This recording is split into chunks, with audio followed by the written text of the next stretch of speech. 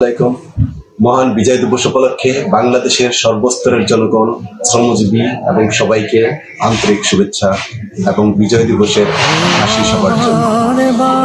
এদেশের দীর্ঘদিনের ইতিহাস এবং উপমহাদেশের পূর্বের ইতিহাস আমরা কখনো দমন পীড়ন এবং দুঃশাসনকে মেনে নিই।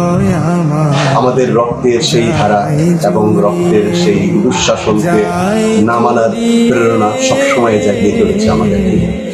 সেরকমই এক উত্থান হচ্ছে 1971 এদেশের মানুষ, এদেশের শ্রমজীবী, এদেশের ছাত্র, এদেশের বুদ্ধিজীবী, এদেশের রাজনীতিবিদ সবাই যে স্বপ্ন দেখেছিল দুঃশাসন থেকে বেরিয়ে এসে একটি স্বাধীন সার্বভৌমত্ব বাংলাদেশ করার, সেই আকাঙ্ক্ষায় আজকে পূরণ হয়েছে। এবং সেই আকাঙ্ক্ষা পূরণের জন্য তখনকার মহান অধিনায়ক আতাউর গনি ওসমানী সহ সকলের প্রতি আমার বিনম্র শ্রদ্ধা এবং আগামী দিনে যাতে বাংলাদেশ একটি সুষ্ঠু স্বাবলম্বী বাংলাদেশ হয় এবং মুক্তিযোদ্ধাদের স্বপ্ন যাতে পূরণ হয় সেই শুভকামনা রইল।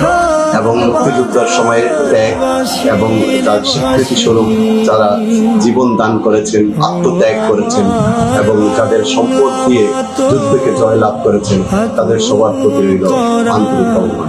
ধন্যবাদ।